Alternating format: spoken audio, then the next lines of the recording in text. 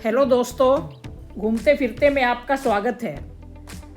कल रात इंडो पाक बॉर्डर के गांव से आने के बाद रात हमने दिस्कित में गुजारी और हम अगली मंजिल जो कि पेंगोंग लेक की थी वहां जाने के लिए तैयार हो गए।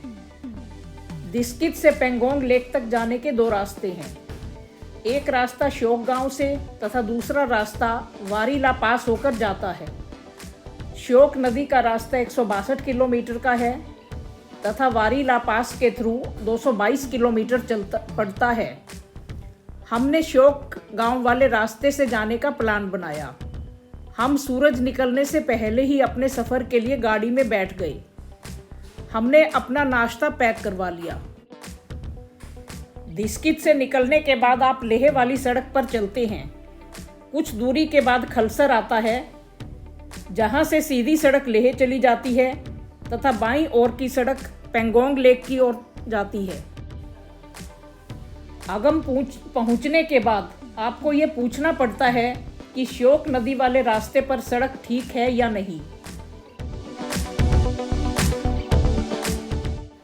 सफ़र शुरू करने के कुछ देर बाद तक श्योक नदी हमारे साथ साथ चलती है। खुले खुले मैदानों में नदी का फैला हुआ रूप दिखाई देता है। यहाँ नदी कई धाराओं में बंटकर रेंगती हुई चलती दिखाई देती है। नदी का कोई भी रूप हो, दिल को लुभा ही जाता है। पहाड़ों में मंजिल तक पहुँचने में कितना समय लग जाए आप कह नहीं सकते। कहीं भी लैंडस्लाइड आपका रास्ता रोक सकता है। नदी नालों को क्रॉस करना पड़ सकता है। सड़क की बजाय पत्थरों वाले रास्ते से जाना पड़ सकता है। इसलिए पहाड़ों में हमेशा सफ़र की शुरुआत सुबह सुबह ही कर देनी चाहिए। चलते चलते नदी कभी सड़क के लेवल पर आ जाती है तथा यदि नदी में पानी का स्तर बढ़ जाए तो सड़क को भी वो पानी के अपने अंदर ही मिला लेती है और आपको पानी के अंदर टूटी फूटी सड़क में से होकर ही गुजरना पड़ता है।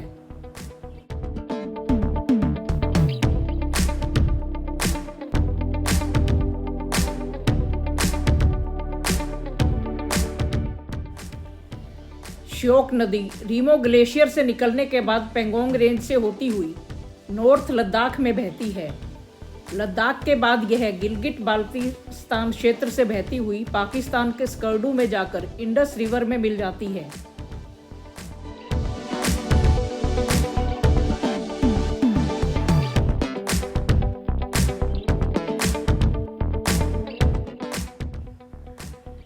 सियाचिन ग्लेशियर से निकलने वाली नुब्रा नदी दिस्कित के पास जब श्योक नदी में आकर मिलती है तो यह एक विस्तृत रूप धारण कर लेती है।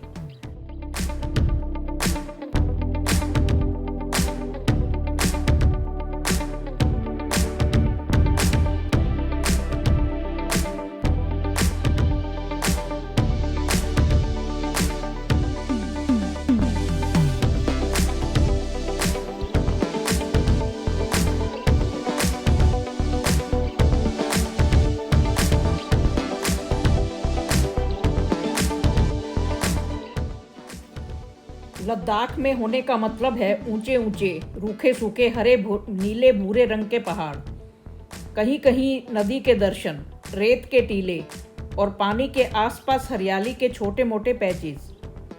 इस रास्ते पर भी हमें ऐसा ही दिखाई दिया। लद्दाख पहुंचना एक लाइफ टाइम ड्रीम होता है। ऐसे स्थानों पर पहुंचकर लगता है कि आपके अंदर की परतें एक एक करके खुलती जाती हैं और प्रकृति के साथ रचती बसती जाती हैं। आप महसूस करते हैं कि आपकी सारी टेंशन्स, सारी परेशानियां कहीं पीछे छूट गई हैं और आप प्रकृति में खो जाते हैं। ये नज़ारे आपकी आंखों से होते हुए दिल तथा दिमाग पर अमिट छाप छोड़ जाते हैं।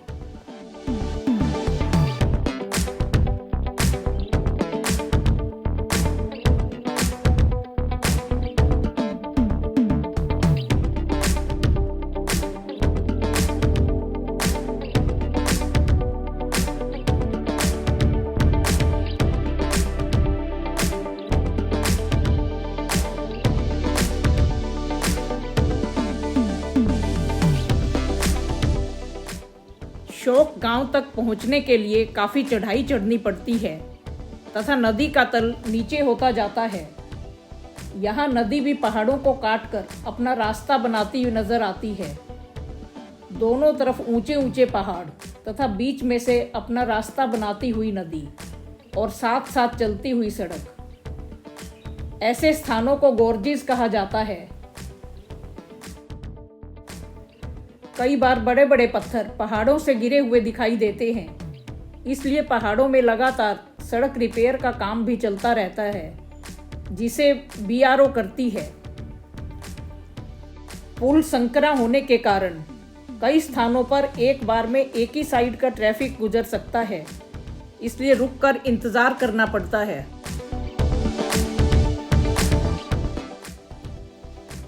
डर और खुशी के साथ साथ आगे चलते हुए कई बार लगता है कि पहाड़ ही तो कहीं हमारे ऊपर नहीं आ गिरेगा, या कहीं हम सड़क से होते हुए नीचे नदी में तो नहीं पहुंच जाएंगे।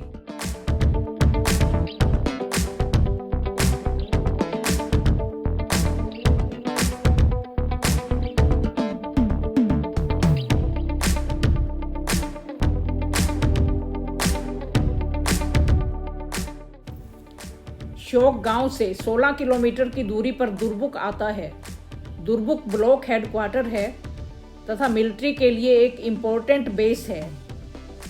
लेह से आने वाले तथा नुब्रा वैली से आने वाला रास्ता आकर यहाँ मिल जाते हैं। यहाँ रेस्टोरेंट वगैरह काफ़ी हैं, जहाँ आप चाय पानी तथा खाना खा सकते हैं।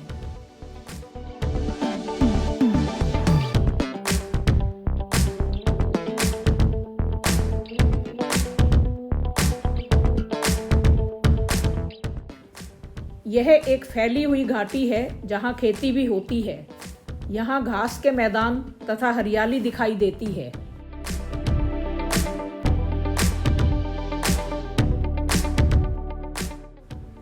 कुछ दूरी के बाद एल्पाइन स्ट्रीम्स दिखाई देती हैं, जिसके आसपास नरम घास के मैदान हैं। यह घास भेड़ बकरियों का सबसे प्रिय भोजन माना जाता है, इसलिए सैकड़ों की संख्या में भेड़ बकरियां तथा घोड़े चरते दिखाई देंगे।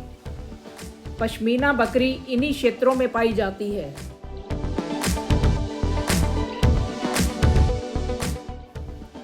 पर्यटक यहाँ रुककर प्रकृति का आनंद लेते हैं।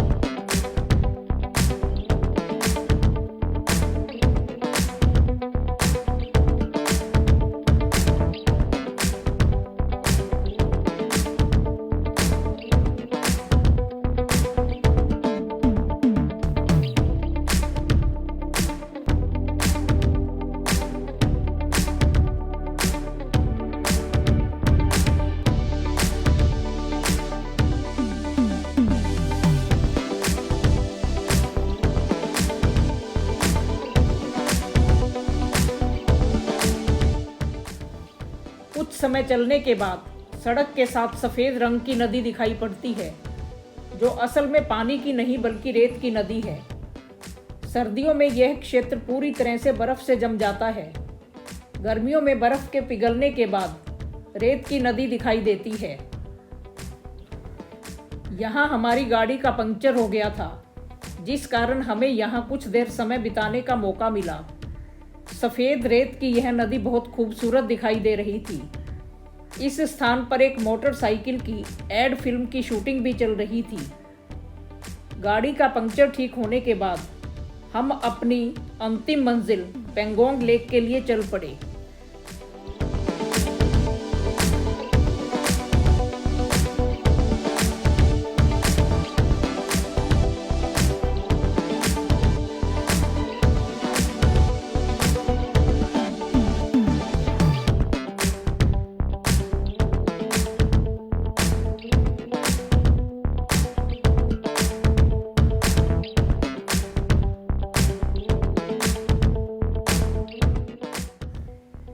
पेंगोंग लेक पहुंचने से कुछ किलोमीटर पहले ही एक मोड़ से पेंगोंग के नीले पानी की झलक दिखाई दे जाती है, जिससे पता चलता है कि हम पेंगोंग लेक पर पहुंचने ही वाले हैं।